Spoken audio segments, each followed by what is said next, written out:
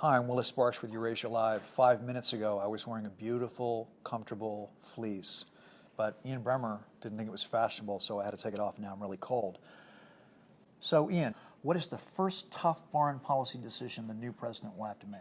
The first point I'd say is that despite the fact that you're not wearing a fleece, you are wearing a T-shirt under the Oxford. Still cold. Still cold? Yeah. I think as we get older, right, and our bones get more brittle, sometimes the environment becomes more challenging. Question. Yeah, okay. So I think that Russia's going to be the first issue because, I mean, first of all, Hillary got Russia pretty badly wrong as Secretary of State. The reset was her and her advisors. Putin clearly has been involved in trying to delegitimize the process in a way that has, the electoral process, in a way that has unnerved and undermined Hillary directly and people around her.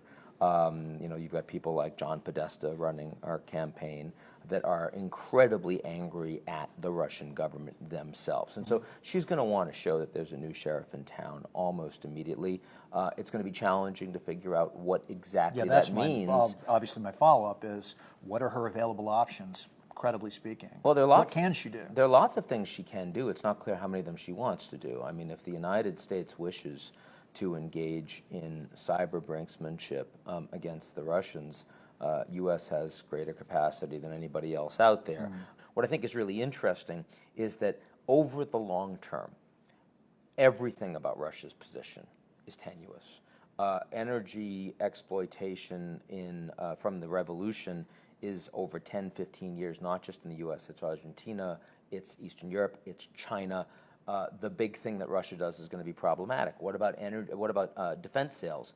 China's going to look more attractive over time. The United States knows that the defense sector is not going to be growing, so these countries are going to try to sell to other places. One road cuts into Russia from the other side. All of this is bad for Russia. So, I mean, I see Putin as having virtually no domestic opposition, a very strong position within his own country, but running a country that is in irrevocable decline over the next 1 to 2 decades. He'll still be there, and that decline is going to become increasingly precipitous.